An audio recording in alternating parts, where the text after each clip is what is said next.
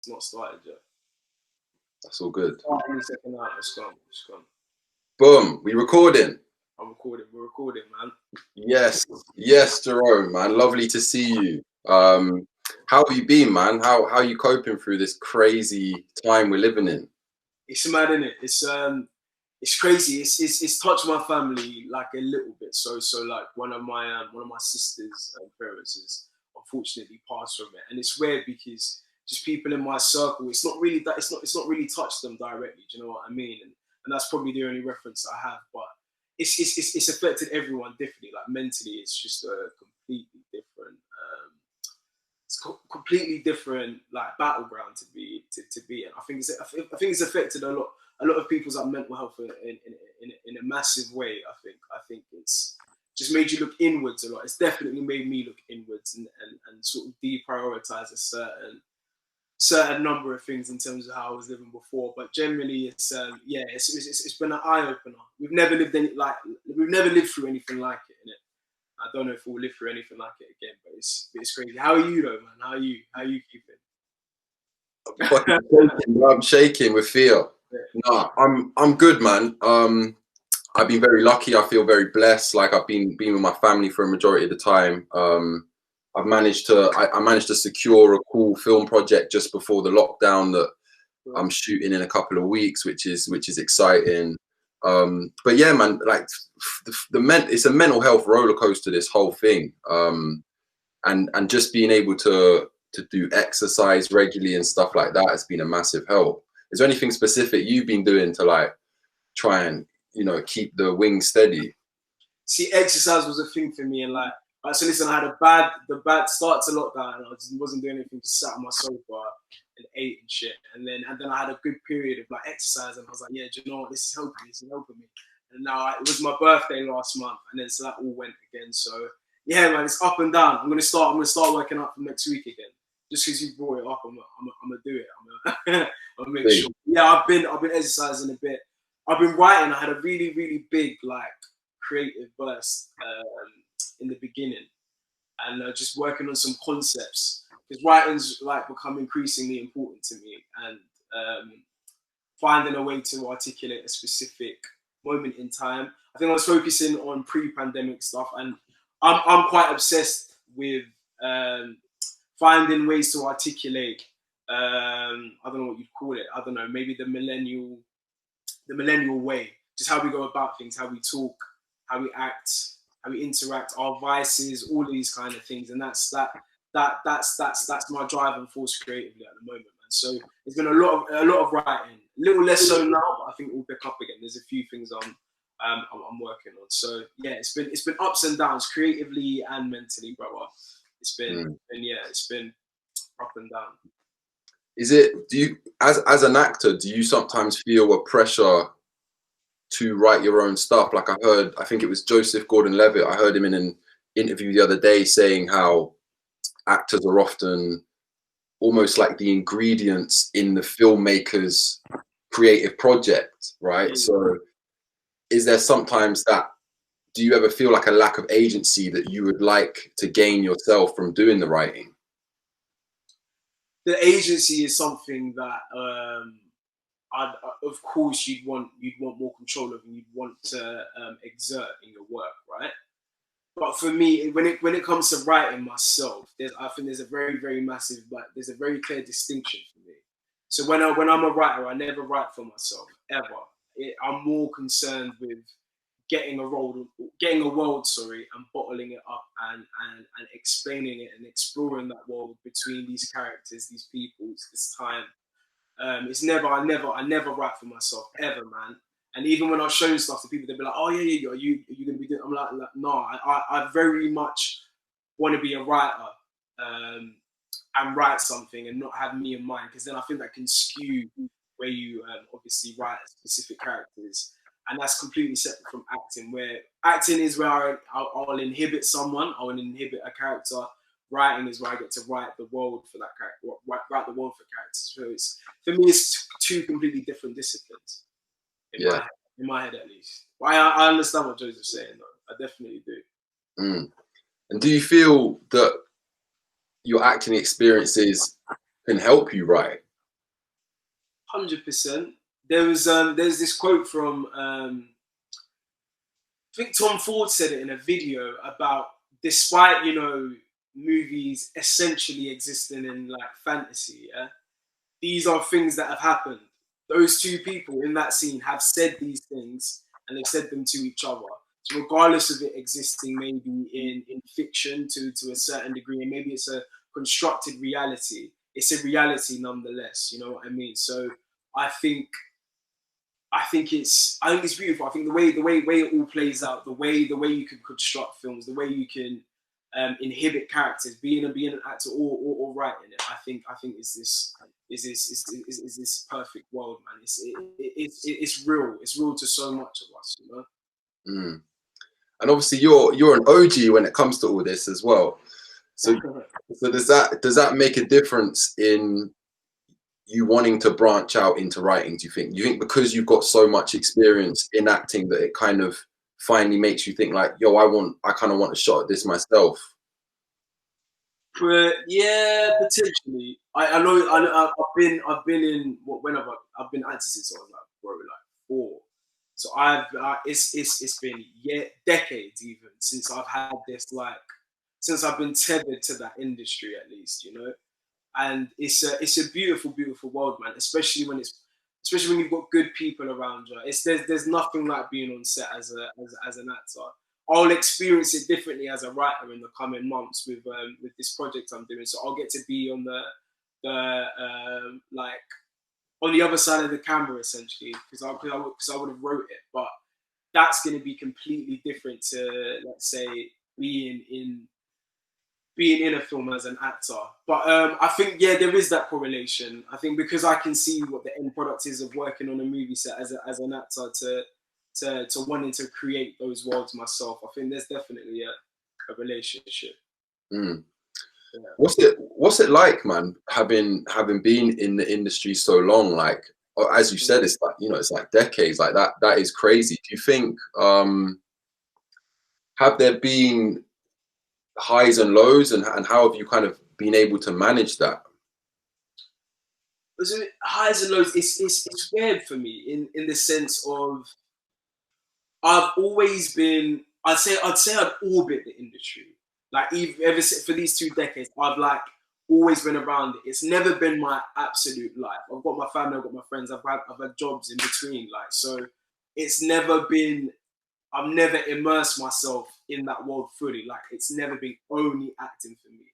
I have other interests as well. Like I said, even with writing and things like that. But I've also got interests in like advertising and things like that. So I've never been in that world and only in that world, and I wouldn't ever want to be. I think the main thing I want to get out of my life essentially is to produce great art, and that can come in very, very many different verticals, and that can come out in adverts and advertising, of course, but obviously in the movies that I do, and then the writing that I do as well. I want to be responsible for great art more than anything. If there's one thing I want in my life is to produce art that is like notorious, is noble, is valid, speaks of a certain time, and I don't care what format that comes in. As long as I feel like I have reflected a certain feeling, a certain mood, a certain concept. As long as my art has done that, I feel like I've done a good job. Mm. Eventually. Yeah. And do you feel like orbiting the industry has kind of enabled you, because I can imagine, you know, obviously if you are deep in it, it can be quite intense. Do you think by orbiting it, it's allowed you to kind of retain some of the anonymity that maybe lots of actors don't get, you know, sort of thing? It's a weird one in that everyone I know knows that I was an actor or I am an actor. You know what I mean? Everyone knows it, and everyone speaks about it, and it seeps into the way that they, I don't know, receive me, I guess, because I've been doing it for so long, and no matter what I'm doing, I'll be in and amongst that world somehow. So it's always been a part of me. It's always a facet of me. Yeah. So I think orbiting it has allowed me, yeah, to definitely evade that intensity of being within the industry. I'd like to think, and I'd hope to think, that it's allowed me to have a richer experience of life and a more varied experience of life, because you have to live as someone who's not an actor to be able to act. You know what I mean? You're not, every role you go up for, you're not playing an actor, are you? You're playing someone who's had these in real life experiences. Do you know what I mean? So that needs to inform every decision I make as an actor, and it needs to inform every decision I make as a writer as well, brother. So orbiting is always good. You get the best view. You know what I mean? So I think that's essential in becoming as well-rounded an artist as possible. Mm. And do you, you know, like, do you still cultivate like a passion for acting? Like, I imagine you still enjoy it and are passionate about it, but it's interesting that you are mentioning, you know, you seem like more of a kind of raw artist in the sense that there are other things you want to do. Do you think like that's maybe the path you want to go on later in life, and not be restricted to one art form? 1000%, brother. That's acting is a splinter from a root almost. You know what I mean? It's a way of you know, exercising a certain muse within myself. But there's multiple muses, as we all have as people, right? And we exercise them differently. Acting is something that's been so enriching in the experience, and I will continue to do that as long as anyone will have me. Do you know what I mean?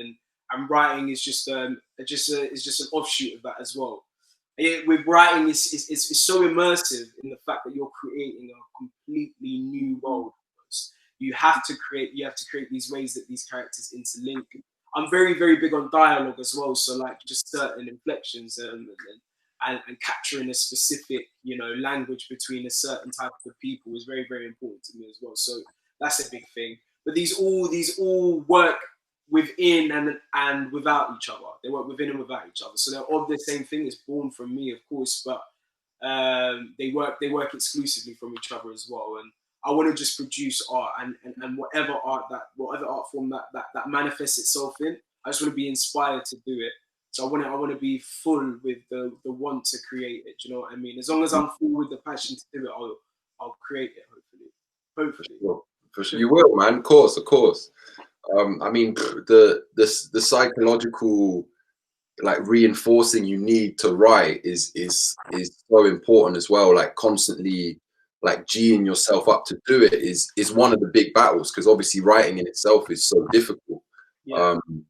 And obviously you mentioned like dialogue driven stuff, and that's you know, that's really interesting too, because for example, just one film me and my brother are working on at the moment is very dialogue driven, but we're actually using actors who are all mates in real life. So we're hoping that we get some real nice like chemistry because they're already mates, and it kind of might enable them to ad-lib, kind of, you know, make up dialogue on the spot, which is cool. But you talk about like not actually wanting to write from your perspective, which is interesting. Do you think, you know, because one of the kind of rule ones they say with writing is kind of write what you know. So it's like you're not necessarily saying that you don't want to write anything from your perspective, or are you saying that you want to write from other people's perspectives that you know, sort of thing? No, 100% from my perspective. It's less that it's more so I don't write for myself. Like I don't write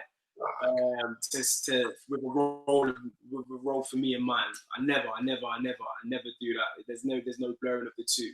Whenever I write, it's going to be born from me. It's going to be born from what I've seen. It's going to be born from what I've smelled, tasted, you know, everything. But in terms of saving a spot for myself in what I've written, never. Of what I've wrote or I've never done that. Never done that, and I don't think I will. I'd like you as a writer. I feel it makes sense to have a detached perspective on things in order to create and tell the story as holistically and as truthfully as possible. Is it because it's almost like too self-indulgent to kind of write a role for yourself?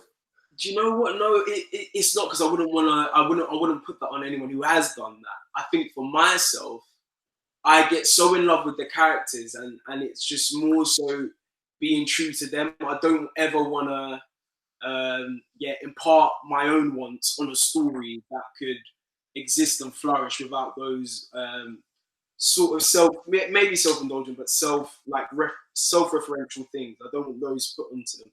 I just want the story in the world to exist as it is. Yeah, without even considering myself, essentially. Yeah, man. Fair play, man. I'm excited, man. I'm sure you've got some amazing stuff to write, and you've been in, you've definitely experienced quite an interesting wide range of stuff as well in terms of your acting. One of them that I just wanted to bring up, because I think it's interesting in like relation to where we are today with like the kind of movies we see, was the Shank film that you were in. How is it kind of like, is it weird for you having like been in the acting scene in the film world back in those days of like kidulthood and Shank and whatnot, to then kind of see the steady progression to where almost like, I don't want to call it like hood culture, but like, like grime culture and things like Blue Story have kind of emerged, and it's like in a completely different landscape. Like I was just wondering if that's really interesting or weird for you to see develop over time. It's crazy because I almost feel as if Kidulthood and Blue Story, if we use those two examples, right? Kidulthood is almost a different era. Now they share many links in terms of how they're like in how they thematically present themselves. But there's just differences in the language and the texture of it.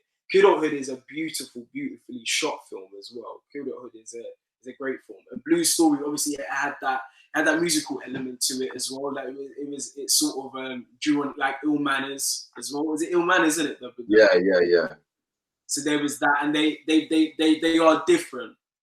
Kidulthood felt like a bigger world. Blue Story felt a lot more inward on something, but they both sort of touched on the same thing, the same the same principles, I guess, of gang culture. But even more so than that, I think it's reflective of kids. That's what it is. It's kids growing up in London and how inner city life can be. And they're two very like specific situations, but they're still rooted in the same sort of same but different world. And there's like what 15 years or so, some like difference between those two films. Kidulthood is a classic; it will forever will be. Nothing did what Bullet Boy did as well. So it's in that same canon. But I think Blue Story can become a part of that canon, but for a younger generation, I guess. It's different now. It's separate, but they share things essentially. Yeah, man, absolutely. And obviously Top Boy as well. Top Boy as well, exactly. Top Boy is fantastic. I can't wait for it to come back, man.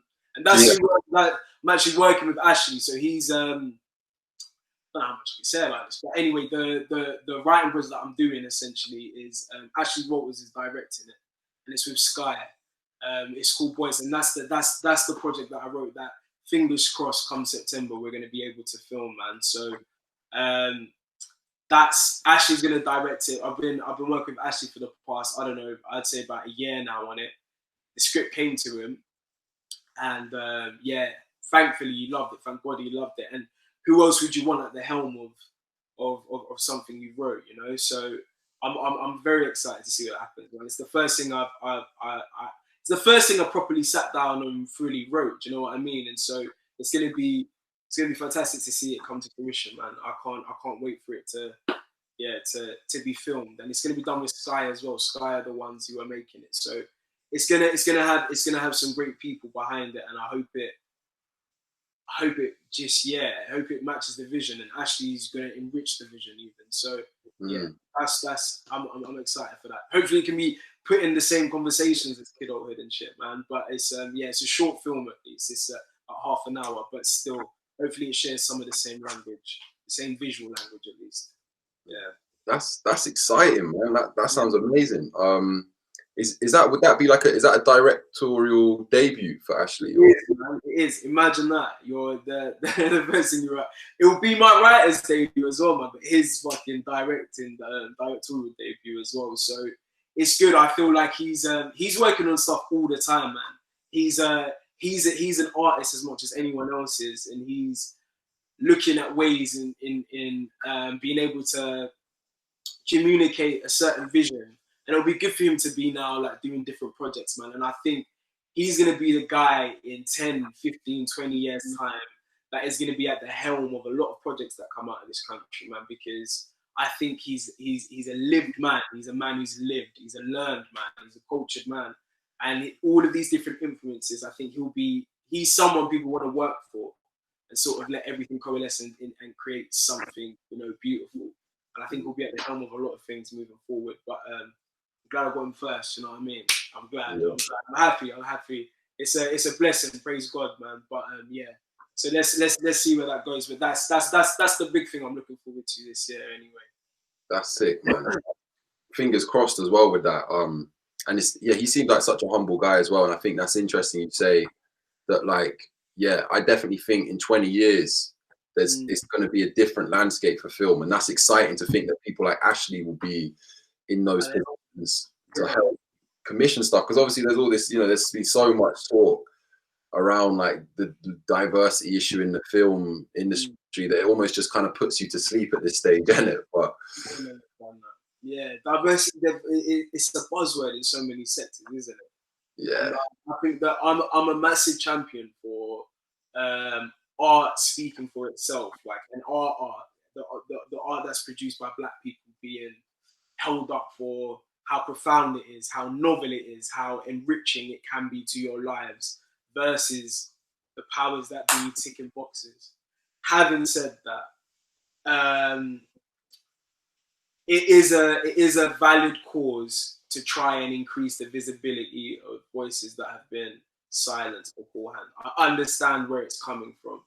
Now that whole the whole, you know, diversity agenda, if you can call it that, man, it can become perverted. It can become a tick box exercise, and I think that's the danger, and that's the danger with anything.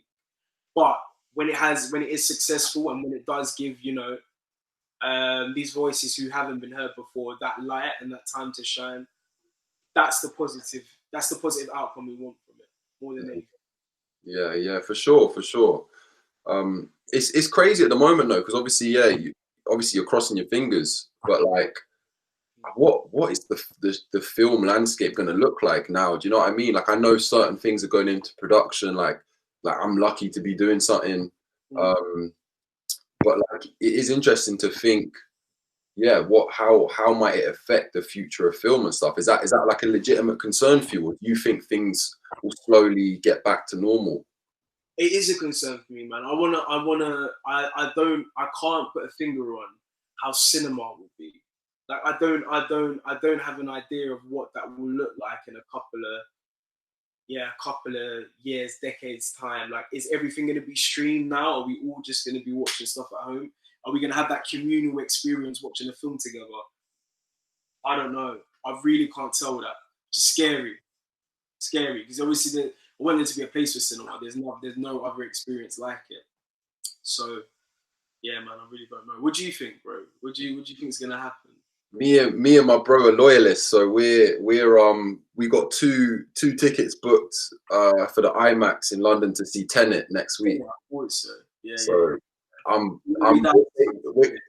we're gonna try and save cinema, bro. We're putting our money where our mouth is, man. Which is what you have to do, innit? Which is what we have to do. So our cinema will never ever disappear. That's for one thing. There's too many enthusiasts.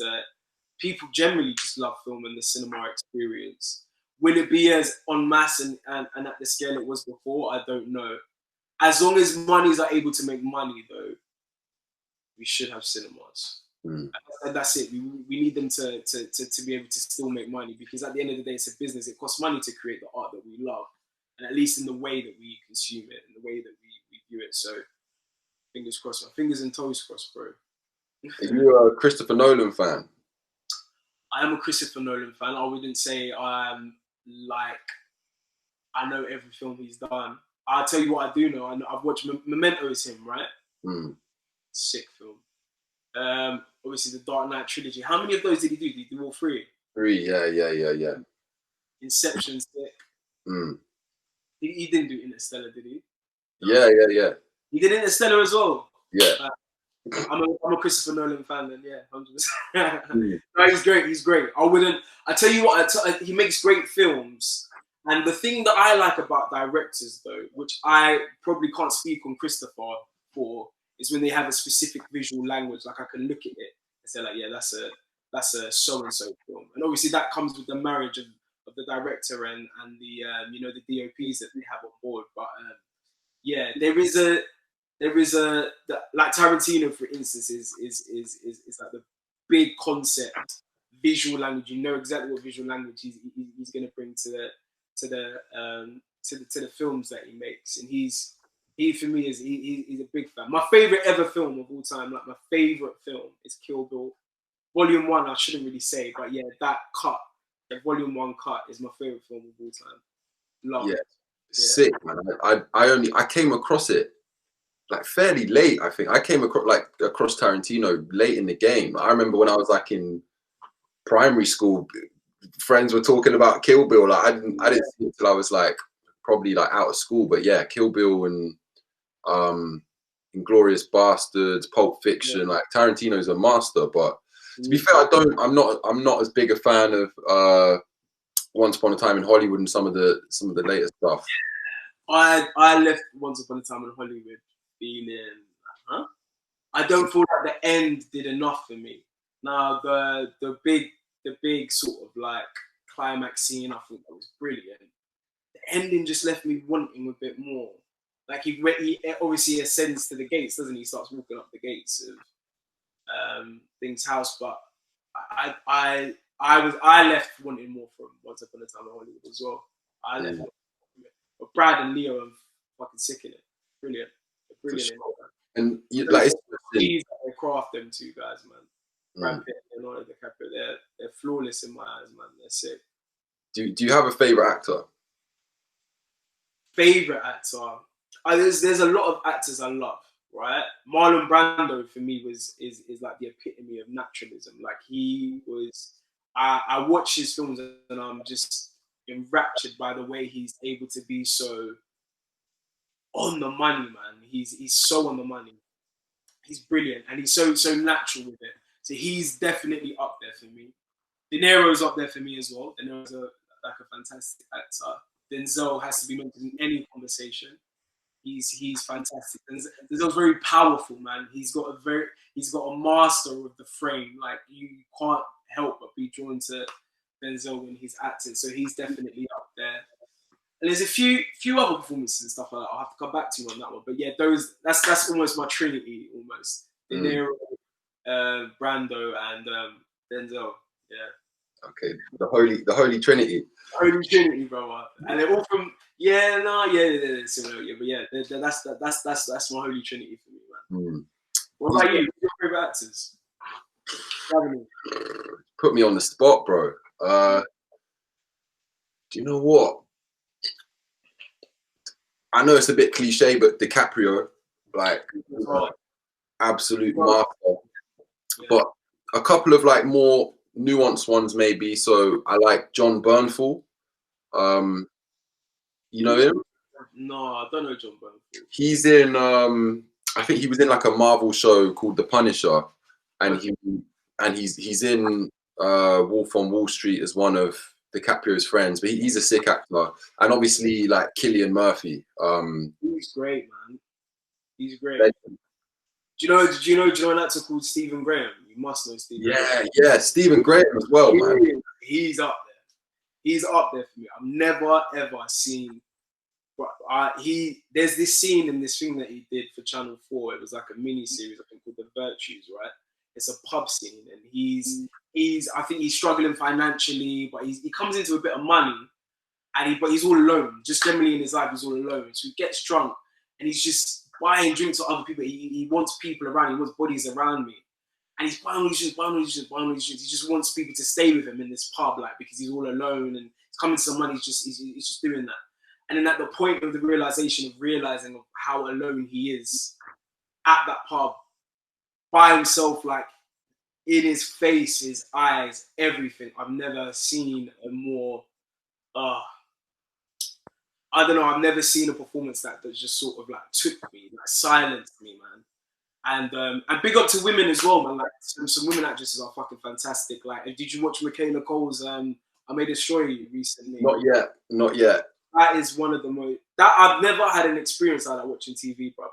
Essentially,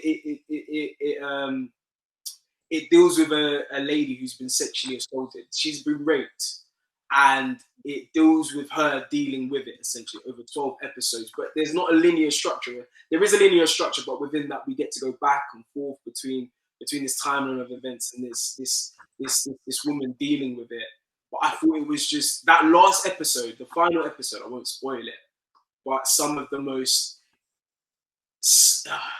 it fucks with you, brother. Honestly, that last episode fucks with you. I've never been like taken on a ride as much as I had been on that last episode of that show. But that she's amazing. She writes and stars in it, bro. She's fantastic. She's a maverick in so many respects, and I'm so glad and so but it's so beautiful that this black lady, like from London, this black woman, this black artist from London, is being held in such high regard around the globe, bro.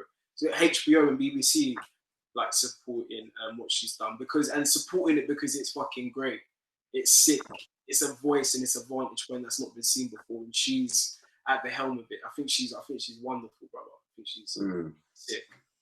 Yeah, man, it's definitely on my list. I've heard a lot of good things about it. I feel like a dickhead for forgetting her name, but the woman in Black Panther who plays Black Panther's sister, Letitia Wright. Yeah, legend. She really is, man. She's good. She is and is going to do so many things. I can't wait for the film that she leads, and it's all about her character she's exploring.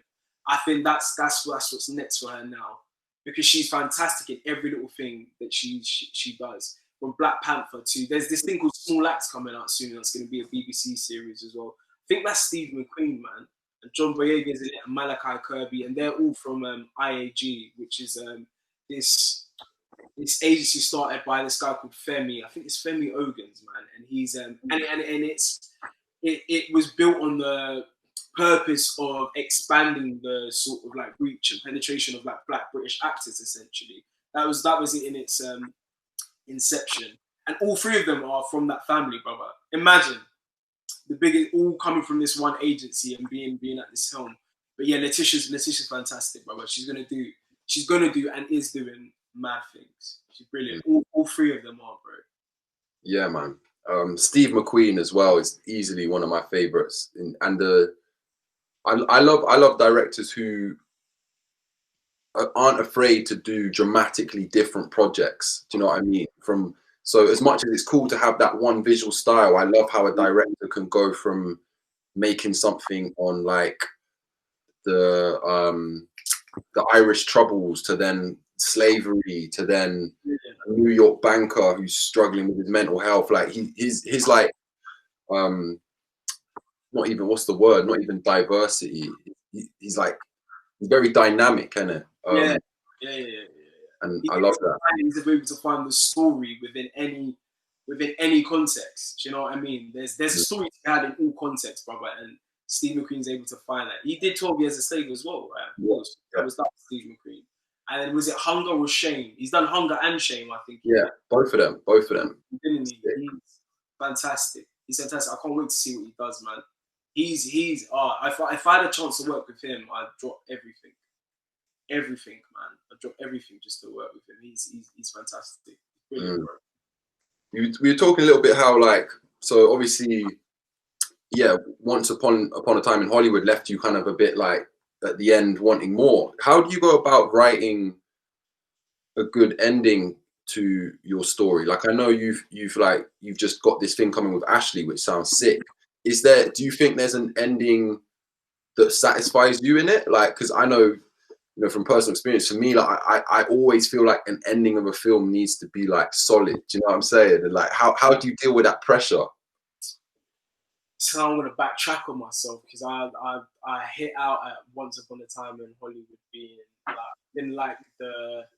I tell you why. Actually, no, it's different. So Once Upon a Time in Hollywood had a quiet ending, but I felt like it didn't tie the loose ends to me. Why the way I'd love to be able to write and hope I do well or will eventually do well, is having a quiet ending that still finds a resolution. It's not a loud cliffhanger. It's not a, you know, monumental epic resolution. It's not victory sometimes. It's not victory for that character. It's quiet, but something's been overcome. Something's been overcome. Something's been resolved.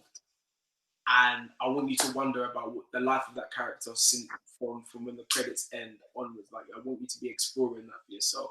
I want to answer some of those questions, but I want you to be so in love with the character that you're wondering what's happening afterwards. I think that's hopefully that's the trick of a good ending. I like quiet endings. Yeah, for sure, man. Is that what your ending's like in? Oh, you can't say nine. You can't say nine. I can. No, yeah. The project's called Boys. Essentially, I'll give you a little synopsis. It's essentially about this guy, his older brother is in jail, right? And his brother sends him a letter saying he needs certain things like to be sent into him for him to, live comfy in jail. So the short film's literally about him, this little brother, and his best friend going around getting this stuff off of the list to send to his brother in jail. That's it in a nutshell. But through that, because he's a young kid, his manhood's gonna be interrogated. He's gonna have to become a man through this. So it's a lot of a responsibility. We get to see him find things out about himself in the face of doing something for his brother. It's a journey film. It's a buddy film. It's many things, but it's a quiet ending. I hope it's a quiet. Don't give much away. Yeah. It's a quiet ending. That's all I'll say on it. But yeah, that's the basic premise of it.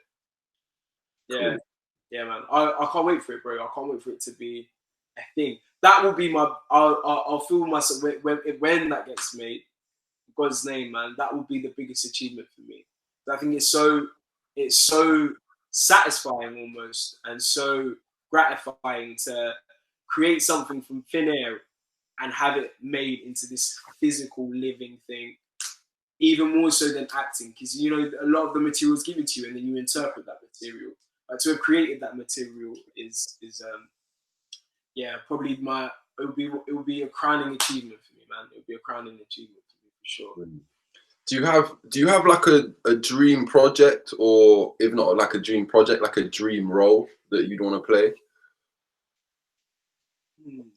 Mansa Musa was one, but then we did that, innit? That was literally before we even did that. That was a role I wanted to play. That's just the trailer, though. We just made the trailer. We did make the trailer, exactly. There's so much more to that. I watch that. You know what I do? So I watch it every year. I was like, remember this, bro. How long has it been? Like 4, 5 years? 2017. You look exactly the same. Exactly the same. But yeah, was it 2017? Yeah. 3 years ago. Why does I thought it was like 2016, 2015? Shit, man, it feels like a classic to me, But a role that I'd like to play. Let me think about it. I don't think there's one specific role, man. That's such a big question for me. Nah. Maybe the people I want to work with, like those actors we named potentially. But I'd love to play a villain in something, man. But I'd love to play like what type of villain would I like to play? A sophisticated, suit-wearing, fucking greasy London gangster, intelligent villain. That's who I'd like to be. That's that. If I could do anything, it would be that. This is different little buzzwords, but yeah, whatever that is, it is. But that's one thing. That's Sick. one thing I like to do. Yeah. Sick. How do you like manage cultivating passion for certain roles without kind of just seeing it as like another job? Do you ever have that as an issue, or do you think? Because I imagine once you've done so much acting, it almost just feels like, I'm just doing a job, especially if it's like a smaller thing. Or do you still manage to find little bits of like passion in each role? I think any actor will tell you each role will give them that fire. Each thing they tackle will light something within them. You should never ever act by the numbers. It should always be born from a passion, like a fire, bro, to communicate the language of the script, the character, as correctly and as accurately and as truthfully as I think you can do. So you always have that fire, no matter what set you step onto. At least for me, it should always come from your belly. It should come from your gut, no matter what. Yeah, man. Yeah, completely. And maybe lastly, have you ever thought about like ever moving like out of London? Like I know a lot of actors obviously try and go to America for like a more variety in roles, particularly like black actors, you know, like in terms of there supposedly being a bit more diversity across the pond. That's opportunities. There is in certain respects. There's more diverse opportunities. Look at Daniel Kaluuya, man, who is, for me, he is crazy. I would have loved to have had the career he has, but he's done that now. So it's like about having a different type of career. But he's just gone over there and absolutely killed it. And he's so fantastic.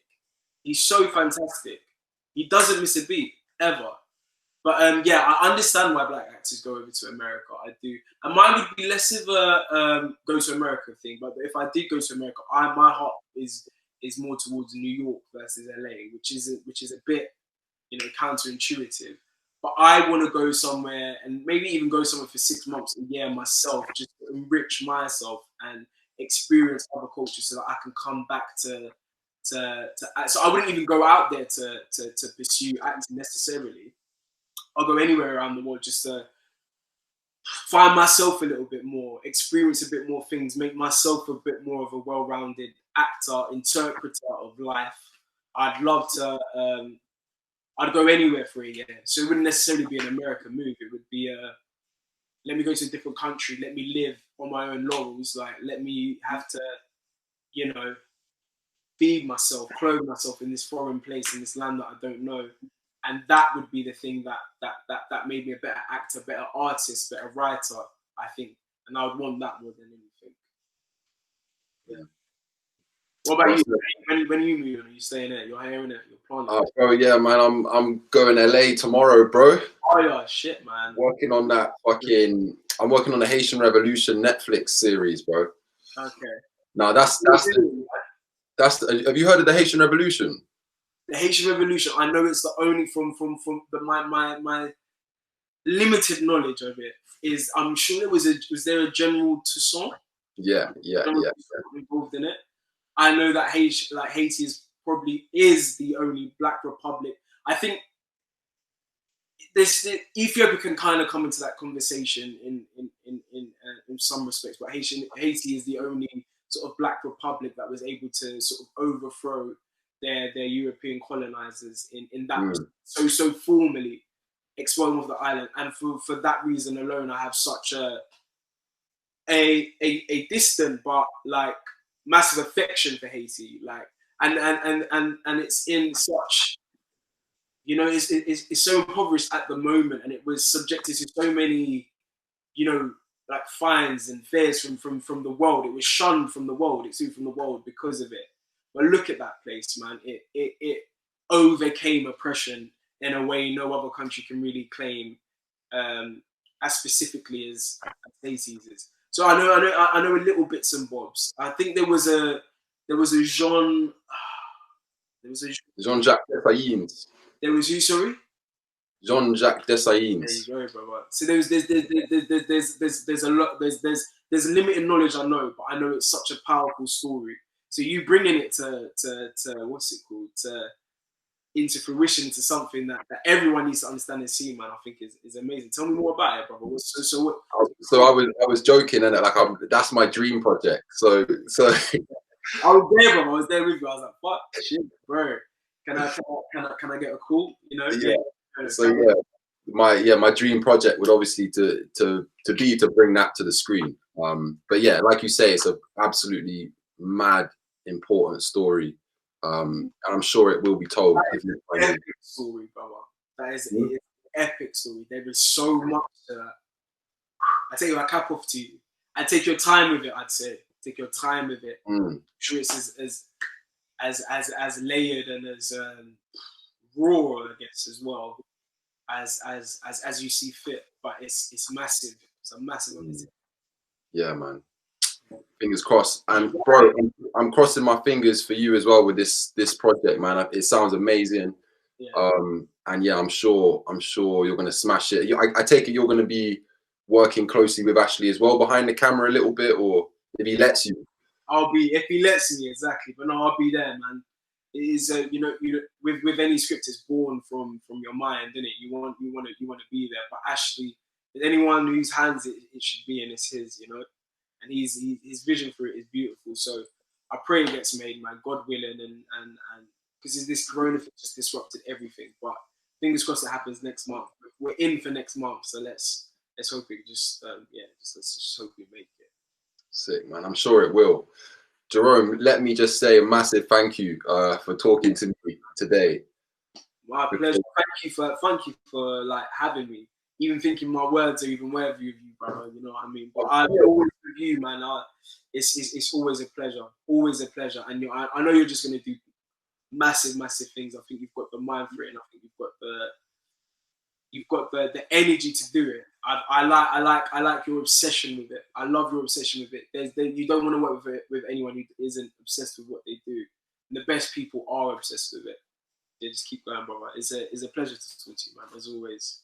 Thank you. I'm very grateful for those words as well. And I'm sure when this Haitian Revolution series is out, you'll get that phone call, son. I'm listening. I'm waiting by the phone, brother. I'm waiting. I want to see the light up. You know what I mean? You might need to learn French though, if that's blessed. Bro, listen, my name's Jerome, bro. Jerome, or however they say it. So I'm 50%, half the way there, brother. I'm half the way there. So yeah, just let me know. I'll learn my lines. Thank you as well, man. Thank you for fucking hosting this chat as well, seeing as the mad Zoom decided to fuck up on us. So, but yeah, big ups. We got it out of the way. I'm happy for it. But it's yeah, we'll sort that all out now. I'll send you everything over. But fucking pleasure. All right. Bless up. Bless up.